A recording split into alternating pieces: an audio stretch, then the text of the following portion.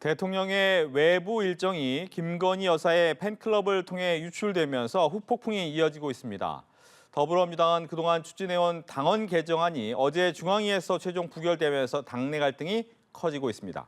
이 시각 정치권 이슈 장해찬 청년재단 이사장, 설주환 더불어민주당 법률지원단 소속 변호사와 함께 짚어보겠습니다.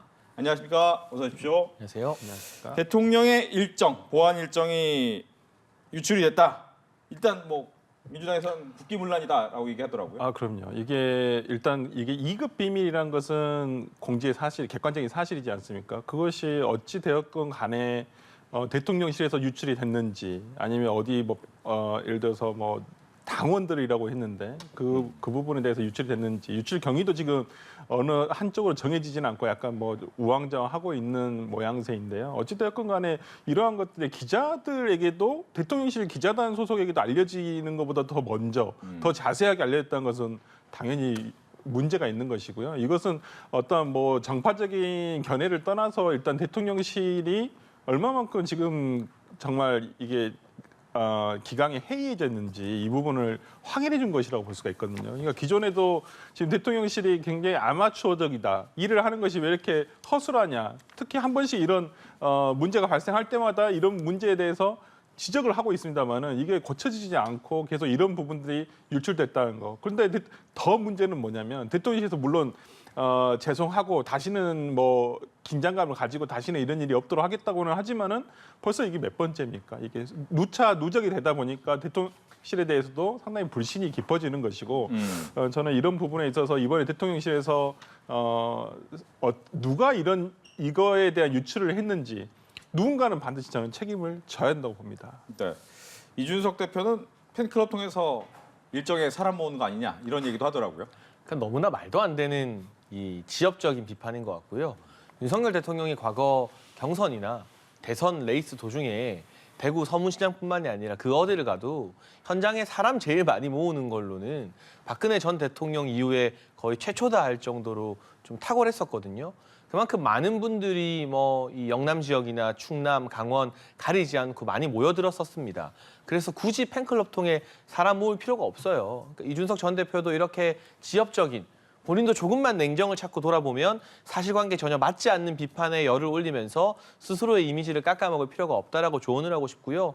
저는 전반적으로 우리 설주환 변호사께서 말씀해 주신 것처럼 만약 대통령실 내부에 이 일정을 유출한 책임자나 실무진이 있다면 감찰을 통해서 일벌백계 해야 된다고 생각을 합니다. 지금 보니까 이제 일정을 대구시당과 조율하면서 대구시당에서 유출됐을 가능성도 제기되고 있는데 그렇다면 국민의힘이라는 집권 여당이 책임지고 그 대구시당의 유출 관계자를 또 찾아내서 문책할 것은 문책해야 되는 거죠. 그래야만 대통령의 주요 일정이라는 보안 사항에 대해서 대통령실뿐만 아니라 여당 관계자들도 좀 긴장을 바짝 하고 내부 기강 잡을 수 있는 거 아니겠습니까? 제가 기사 한번 찾아보니까 2017년도에 문재인 전 대통령 한국 시리즈 야구 이제 시구 일정 같은 경우도 언론에 공개되기 전에 정확한 시간이나 이런 내용들까지 문재인 전 대통령의 팬클럽을 통해서 공개된 바가 있더라고요.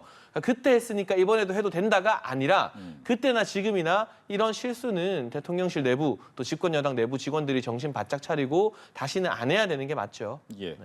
이 사안을 통해서 한 두 가지 정도가 얘기가 되는 것 같습니다. 하나는 김건희 여사의 팬클럽. 물론 이제 개인적으로 팬클럽 만들겠다는 자유까지 없앨 수 없지만 과연 이 팬클럽을 어떻게 해야 되느냐.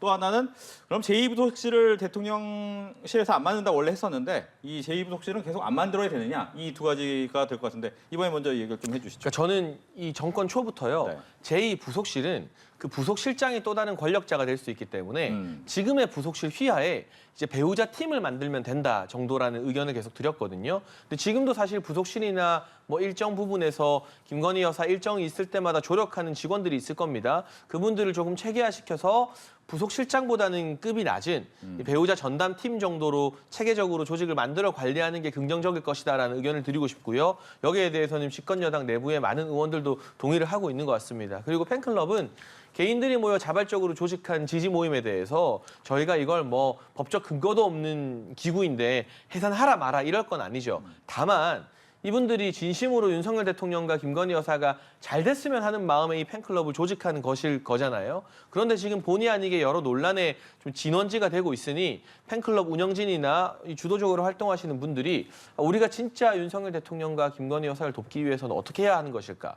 팬클럽을 존속시키더라도 언론에 좀 부정적으로 비춰지는 것들을 어떻게 하면 극복할 수 있을까에 대한 진지한 논의와 토론, 그리고 이 회원들의 어떤 행동 방침을 조정하는 등의 노력을 하시면 더 원래 취지에 맞게 팬클럽이 운영되지 않을까 싶습니다. 네. 네, 일단 팬클럽 문제는 일단 생긴 거, 그러니까 자발적인 모임인지 일단 이건 약간 의심이 가요. 제일 처음에 요즘 가장 문제가 되고 있는 강신업 변호사, 그 팬클럽 회장 전 회장 출신이라는 분 상당히 발언도 굉장히 세시고 어찌 보면 정치적인 내용도 말씀을 하시고 계시고 지금 어찌 보면 이준석 대표와도 때를 뗄 수 없는 어떤 사건적인 연류가 돼 있거든요. 그렇다고선 친다면 그런데 이분이 제일 처음에 이 팬클럽을 김건희 여사가 만들려고 했다라고 제일 처음에는 맞췄어요. 그 후에는 이제 번복을 했지만은 어찌 되었건 간에 김건희 여사가 이 부분에 대해서 뭐 관여를 했던 안 했던 이제는 이제 정권 초기가 지나서 이제 지금 이런 단계가 왔다고 한다면 그리고 본인이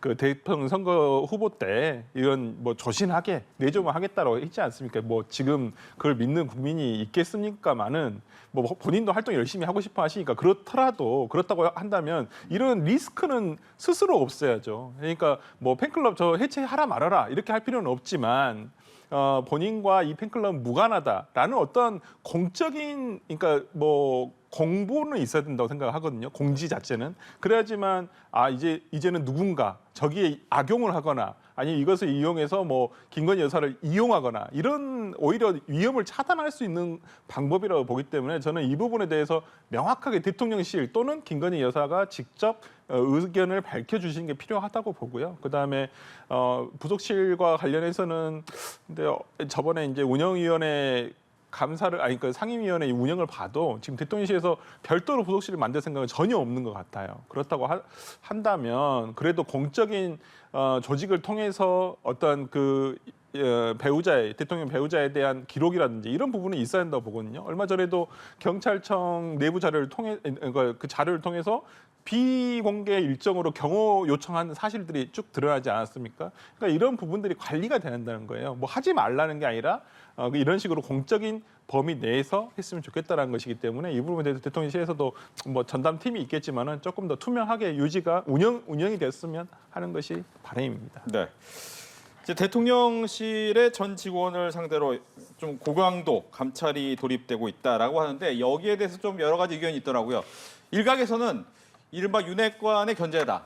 윤핵관을 견제하는 거다. 또 한 곳에서는 여의도 정치를 검찰 쪽에서 견제하는 거다. 이런 얘기도 있는데 어떤 게 맞습니까?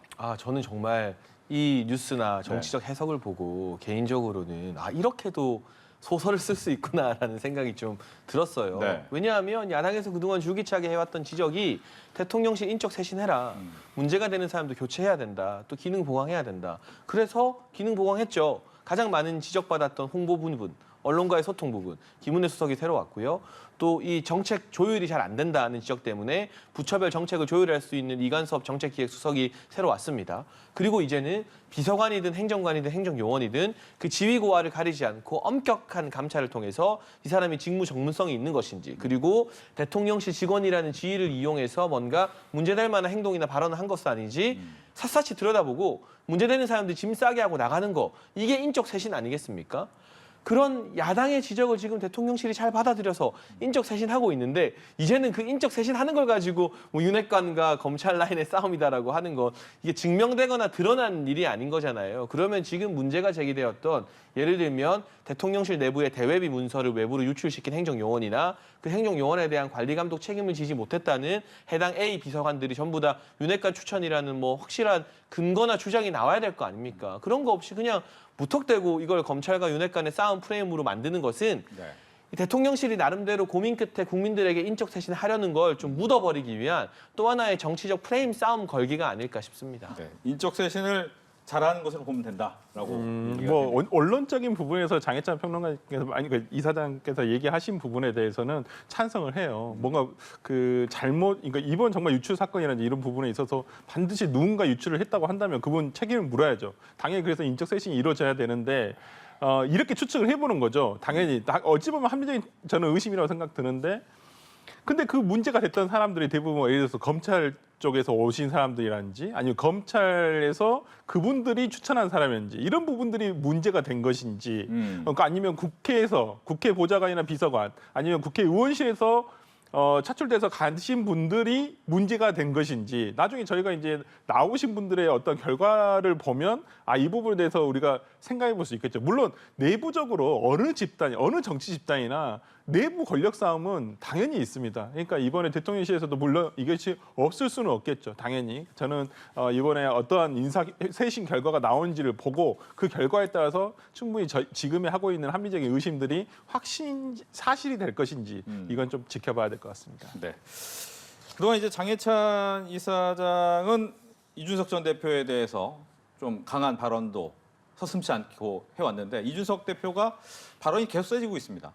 이번에 심지어 대통령 부인에게까지도 얘기를 하고 있는데, 이건 어떻게 보고 그 계셨습니까? 발언이 세지는 게 일종의 딜레마예요. 제가 원래 발언 세게 하는 스타일의 정치인이 아닌데 네. 이준석 전 대표가 그동안 국민의힘 당원들에게 어떤 우려를 끼쳤는지 보여주기 위해서 지난 일주일 동안 그를 비판하는 저의 발언 수위도 높아졌거든요. 근데 제가 해보니까 하는 사람도 참 피곤해요. 그러니까 지켜보는 국민들, 또 심지어는 제 주장에 동조하는 국민들도 아마 이 지난 일주일간 저와 이준석 전 대표의 대립을 지켜보는 게 피로했을 겁니다. 그런데 이 발언 수위가 높아져서 언론의 주목을 받으면 딜레마가 생기는 게, 그 다음 주목과 관심을 계속 받기 위해서는 이 수위가 점차적으로 더 높아지고 더 세질 수밖에 없어요. 그리고 지금 이제 비대위가 출범했고요. 그리고 윤석열 대통령 같은 경우도 계속 민생 행보를 통해서 경제와 민생, 특히나 이제 추석을 앞두고 밥상 물가 챙기는데 전력을 다하는 모습 보여주면서 이 전 대표가 아무리 어떤 주장을 해도 물론 기사야 나가죠. 이 중앙 거물급 정치인이니까. 다만 그 기사에 반응하는 국민들이나 방송국의 관심이 저는 조금씩 떨어지고 있다고 판단을 해요. 제가 대한민국 거의 모든 방송국의 시사 프로 하나씩은 다 나가지 않습니까? 이준석 전 대표가 그 해당 프로의 메인 아이템이 되는 빈도가 지금 떨어지고 있어요, 실제로. 그렇다 보니 이 주목을 계속 받기 위해서는 말이 계속 세질 수밖에 없는 거예요. 근데 그 말이 더 세지면 센 표현을 쓰니까 언론의 주목은 다시 오겠지만 지켜보는 국민들은 점점 또 피로해지는 것이고, 이게 악순환의 고리가 되는 것이거든요. 그래서 뭐 이준석 전 대표가 말한 것처럼 과거에도 국민의힘 정치인들이든 누구든 본인들이 뭐 억울한 일 당했을 때 가처분 신청한 경우가 없지 않았습니다. 그런데 그분들이 가처분 신청 법원의 결과 기다리면서 지금처럼 상대방을 향해서 비난 여론전을 전방위적으로 펼친 경우는 또 없었습니다. 그러니까 지금 일단 이 법원의 판단을 구하면서 조금 이 침묵의 시간을 갖는 게 국민들 보기에 덜 필요하고 성숙해 보이는 길이 아닐까라는 생각을 하게 됩니다. 네.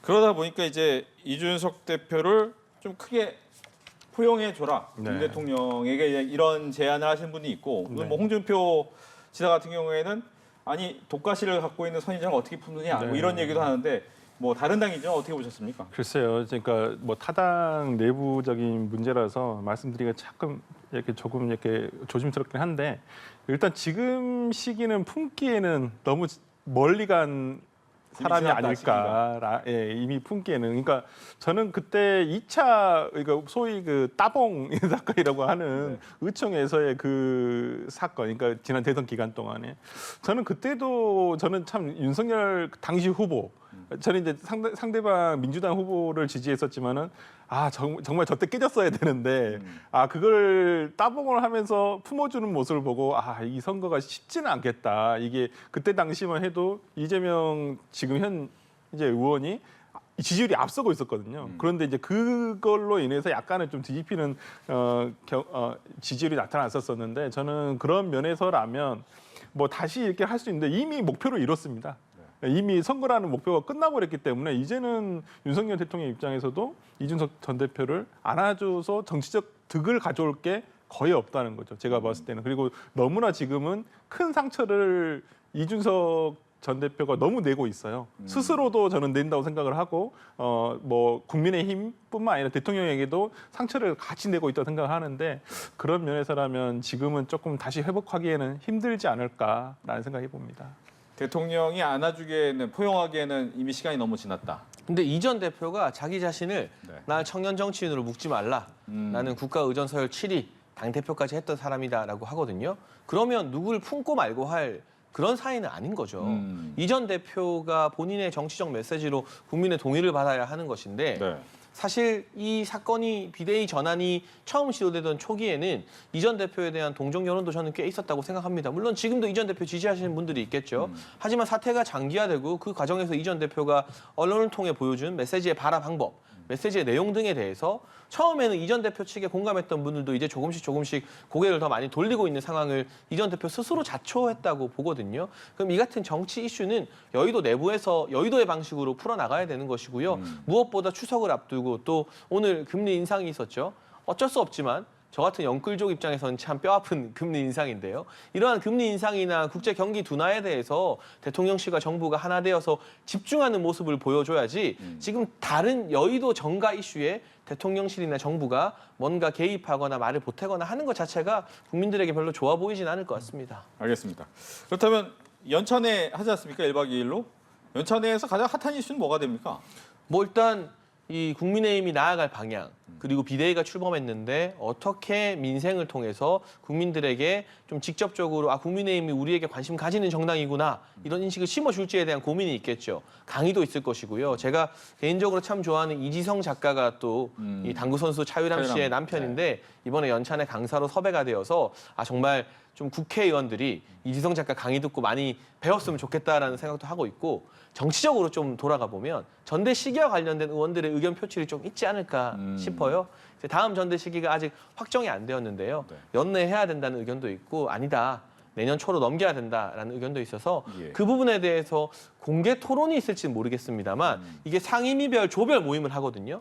거기서 상임위 이야기도 하겠지만 사석이니까 네. 좀 편하게 전대 시기에 대한 의견 교환도 하면서 일정 부분 당내 여론 형성이 이뤄지지 않을까 싶습니다. 하나만 더 추가로 질문을 드리면 김기현 의원과 안철수 의원이 가장 첨예하게 대립하고 있는데 이제 분위기는 연내로 좀 모아지는 것 같기도 하고요. 조호영 비대위원장 역시도 뭐 당원 뜻에 좀 따르겠다라고 하는 것은 분위기가 바뀌는 거 아닙니까? 그러니까 일단은 이 국회의원들이요 자기 의견을 낼 때 그냥 개인적인 의견만 말하는 게 아니에요. 이분들이 다 웬만하면 지역의 당협위원장인 거잖아요. 물론 비례대표 의원들도 있지만 그럼 지역구 당원들의 의견을 수렴해서 자기 의견을 내게 되는 거거든요. 네. 그러니까 이 의총이나 다름없는 의원 연찬회에서 국회의원 다수가 연내 전대 긍정적인지 아니면 해를 넘겨서 다음에 초연 전대 긍정적인지 들어보면 이게 다수 당원들의 뜻이구나 대략적인 윤곽은 나올 겁니다. 또는 아직까지 비등비등할 수도 있고요. 제가 뭐 판단을 할 수 있는 영역은 아닙니다만 그런데 한편으로는 집권 여당이 정부 초기에 비상 상황을 초래해서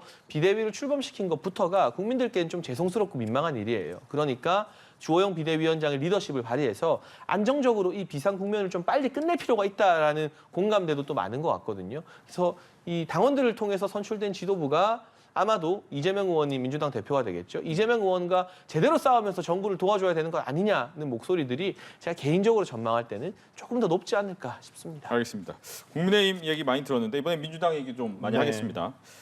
당원 개정안이 계속 그동안 저희가 얘기 많이 해왔는데 네. 예상 바뀌었어요.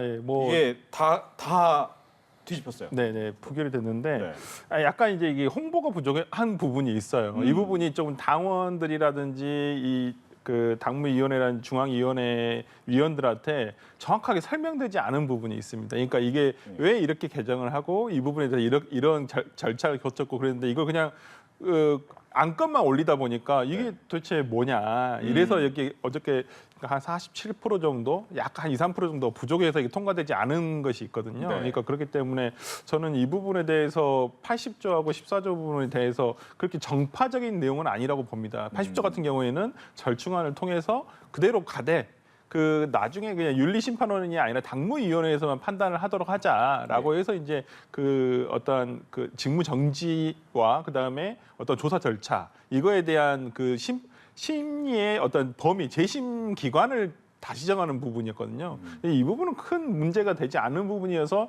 일단 절충안을 올린 것이고 지금 이제 하나는 이제 그 직접 권리당원들이 직접 투표를 할 수 있도록 하자.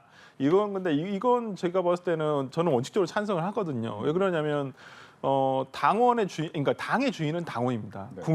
국가의 주인은 국민이듯이 그렇기 때문에 우리가 직접 민주주의를 못하고 대의 민주주의를 도입하게 된 것은 직접 민주주의를 통해서 직접 다 투표를 직접 하려고 하니까 이게 물리적으로나 기술적으로 되지 않았던 부분이 있었거든요. 그래서 어쩔 수 없이 우리의 민의를, 우리의 의사를 모은 대표자를 뽑아서 그 사람이 대신 가서 할 수 있게끔 하자는 게 대의민주주의의 시작이었거든요. 그런데 이제 현대 사회에 와서는 우리가 다 스마트폰 들고 다니지 않습니까? 다 요즘에 온라인 투표 금방 할 수 있습니다. 심지어 아파트에서도 아파트 입주자 회의에서 아파트 구성원들에게 물어보는 투표도 스마트폰으로 다 해요. 요즘에 투표를 아파트 그 투표도. 그런데 왜 권리당원 투표를 지금도 다 하고 할 수 있는 기술적인 방법이 있음에도 불구하고 이것을 대의원 제도를 통해서만 할 것인가. 그리고 이 중앙위원회에서 잘 납득을 못 하시는 게 모든 안건에 대해서 하겠다는 게 아니라 중요한 안건에 대해서만 하겠다. 그러니까 과거에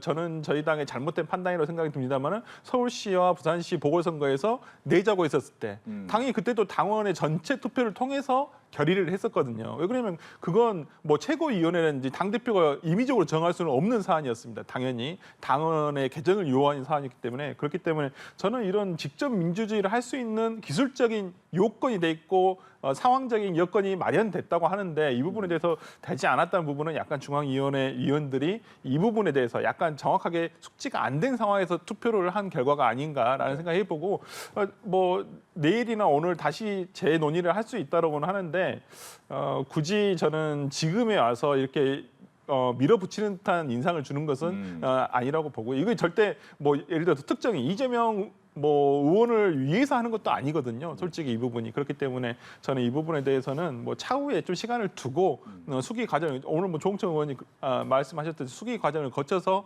다시 한번 재논의를 하는 게 맞다고 한 봅니다. 번만 한 가지만 다시 여쭈면 즉 친명계 대 비명계의 갈등의 산물이다. 이건 아니라는 아니, 거죠? 저 아까 우리 장해찬 이사장이 말씀하신 대로 그렇게 소설이 될 수도 있구나라는 생각이 들고요. 절대 그런 게 아닙니다. 이 부분은 아까 방금 말씀드렸지만은 이재명 의원을 위해서 한 것은 아니거든요. 그러니까 이재명 의원도 당연히 어느 당이나 권리당원을 최대한 모집하고 싶습니다. 지금 민주당의 권리당원이 120만 명 정도가 됐거든요. 그것을 200만 명까지 늘리도록 하겠다라고 한다면 당에서의 어떤 의사가 여론하고도 일치할 수 있는 가능성이 더 높아지는 것이거든요. 저는 그런 면에서라면 대의원제를 통해서 어떤 의사가 다시 전달되고 왜곡되는 것보다는 직접 권리당원들이 투표를 해서 의사가 직접적으로 표출될 수 있는 방법을 택하는 것이 더 옳다고 봅니다. 제가 한 스푼 보태도 될까요? 네. 저는 이건 친문과 친명의 전쟁이라고 생각해요. 아니, 프레임이라고 했는데. 왜냐하면 이 중앙 대의원들은요 네. 당협위원장이나 국회의원들이 아마 추천해서 임명하거든요. 그런데 지난 총선까지는 민주당 국회의원들 전부 다 나 친문입니다 하고 다녔어요. 그러니까 그때 이 지금의 국회의원들이나 당협위원장들을 통해서 추천되어서 임명된 중앙 대의원들 다수는 친문으로서의 정체성을 아직 더 많이 가지고 있어요. 어떻게 보면 비명이라는 거죠. 그렇죠. 네. 그런데 이제 이재명 의원 중심으로 민주당의 질서가 재편되고 있잖아요. 당 대표 되고 아마 그 다음번 총선 공천권을 이재명 의원이 행사하게 되면 전부 다 그때 가서는 나 친명이에요. 지금 다 그러고 있잖아요. 뭐 서영교 의원 이런 분들 언제부터 친명이었는지 잘 모르겠는데 아무튼 간에 그 친명 이야기를 하고 있죠. 그러면 이제 그때가 되면은 국회의원들이나 당협위원장들이 새로운 중앙대의원을 임기 끝나고 추천할 때 다수가 중앙대의원들이 친명계가 될 겁니다. 그러니까 지금의 이 어떤 부결 사태는 사실상 사상 초유라고 봐야 되는데요. 정당 지도부에서 대의원들에게 의결 넘겼는데 부결되는 경우가 많이 없거든요. 이건 친문 당원들이나 친문 세력의 마지막 저항이다. 하지만 이 우상호 비대위원장이 일사부재리 원칙을 어기면서 다시 한번 이걸 이 힘으로 우격다짐으로 통과시키게 되면 이제 민주당이 문재인의 민주당에서 이재명의 민주당으로 접수가 끝나는 그런 상징적인 사건이 될 것이다. 따라서 이 고민정 의원 지금 최고위원 선거에서 선전하고 있는데 친문 전통 당원들이 과연 이대로 민주당이 이재명계 일색으로 재편되는 것을 두고 보기만 할 것이냐. 이게 앞으로 민주당 운영의 주요한 관전 포인트가 될 것 같습니다. 이제 반론을 말씀드릴 기회를 드리면서 네. 그렇다면 말씀을 해주신 것처럼 이런 상황이 될 때 과연 네. 아까 전에는 다시 한번 상정하는 건 조금 그렇다라고 네, 얘기를 저 했지만 개인적인 만약 그렇게 밀어붙이게 된다면 오해는 살 수 있을 거 아닙니까? 아니 그러니까 우상호 위원장께서 말씀하셨어요 어저께. 네. 아니 이 부분은 특별하게 어떤 말씀하셨듯이 어떤 누구를 위해서 유불리를 가지고 있는 제도가 아닌데, 그러니까 그 80조 말고 직접 민주 투표할 수 있는 부분, 그 부분에 대해서 얘기를 하는 건데 이 부분 약간 좀 이해가 잘못 묶어진 것 같다, 잘못 오해가 있는 것 같다라고 말씀하셨거든요. 저도 이 부분에 대해서는 마찬가지예요. 이 부분 뭐 예를 들어서 방금 말씀하신 대로 당의 주류는 바뀔 수 있습니다. 당연히 지금 문재인 대통령이 퇴임을 하셨고 그렇기 때문에 친문이라고 하는 것보다 이제 민주당의 주류가 뭐 이재명 개가 될 수도 있겠죠. 이재명의 어떤 정책이라든지 어떤 당의 운영 방식을 지지하는 당원들과 어떤 뭐 대의원들 그다음에 국회의원들이 많을 수도 있겠는데 저는 그것도 하나의 정치적인 흐름이라고 보거든요. 그렇다고 친다면 저는 이 부분에 있어서 어떤 그 다시 올리는 부분, 재논의하는 부분에 대해서 뭐 가능은 합니다라고 생각합니다. 근데 저는 우상호 비대위원장이 조금 이 부분에 있어서는 자연스럽게 그리고 이 부분 저는 나중에는 결국적으로는 될 거라고 생각을 하거든요. 충분히 그러니까 누구나 이 부분에 대해서는 취지라든지 방법이라든지 알게 되면 이해를 하게 되면 뭐 그 참 좋은 제도다 이렇게 생각하실 거라 생각하고 저는 모르겠습니다. 저는 이렇게 개파적인 내용이라고 생각을 별로 안 했었는데 뭐 그렇게 보실 수도 있는 부분이 있는데 저는 이 부분에 대해서는 나중에 재상정되지 않을까라는 생각합니다. 네. 네. 그리고 매번 정권마다 이제 감사원장이 어떤 스탠스를 갖고 가느냐가 굉장히 논란을 갖고 오게 되는데 초반에 지금 윤석열 정부 초반에는 감사원이 표적 수사하는 거, 표적 감사하는 거 아니냐라는 지적을 하고 있고 아니다라고 얘기를 하는데 거기에 대한 얘기 듣겠습니다. 일단 저는 체제 감사원장의 발언 자체와 의식이 잘못돼 있다고 봐요. 저번에 상임위에서 아니 대통령의 국정 운영을 지원해주는 기관이냐 감사원이 헌법기관입니다. 독립된 기관이고 대통령의 소속은 돼 있지만 그 업무와 있어서 업무와 기능에 있어서 전부 다 독립적으로 보장을 해주는 것이거든요. 아니 그렇기 때문에 문재인 정부에서 예를 들어서 지금 그 감사원장이었던 지금 최재형 원장이 오히려 국민의힘 야당 지금의 그 당시 야당으로 가셔서 국회의원까지 지금 하고 계시지 않습니까? 그만큼 뭐 예를 들어서 이 사람은 우리 사람이다 이런 사람 이렇게 해가지고 하지 않아요. 근데 아니 최재형 감사원장 정말 그때 그 발언을 보고 정말 경악을 금치 못했는데 어떻게 대통령의 국정 운영을 지원해주는 게 감사원의 역할이겠습니까? 저는 그 부분 잘못됐다고 보고 지금 문제가 되고 있는 것은 저는 좀 이해가 되지 않은 부분이 뭐냐면 그러니까 감사원에서는 분명하게 정책 결정 과정에 대해서는 감사하는 게 아니라고 말씀하고 계세요. 그런데 집행 과정에 대해서 감사를 하는 것이라고 하시거든요. 근데 누가 봐도 이 부분 이상하다. 아니 그러면 지금의 윤석열 정부에서 하고 있는 정책들 나중에 예를 들어서 5년 뒤에 정권이 다 바뀐다. 그러면 그때 감사해가지고 너 과거에 있던 윤석열 정부에 있던 그 정책들 수립부터 집행까지 다 문제가 있어. 이렇게 하면 어떡할까요? 그러면 국가 기능 자체가 일관성도 없고 유지가 안 된다는 거예요. 위법이 있으면 당연히 감사와 수사를 통해서 처벌을 받아야죠. 그런데 어떤 정책의 수립과 집행 과정까지 모조리 다 잘못됐다. 이렇게 보는 것은 좀 문제가 있지 않나 싶습니다. 근데 저는요 감사원 공무원들이 열일하겠다는데 정치권에서 이래라 저래라 하는 것 자체가 헌법상 독립기관인 감사원의 업무 규정을 침해하는 일이라는 생각이 들고요. 문재인 정부 초기에 감사원 얼마나 열일했습니까? 진짜 열일을 해도 그렇게 열일할 수가 없었습니다. 어디 감사원뿐이었습니까? 저는 살다 정부 부처에 적폐청산 TF라는 이름의 특수기구가 만들어지는 건 또 처음 봤어요.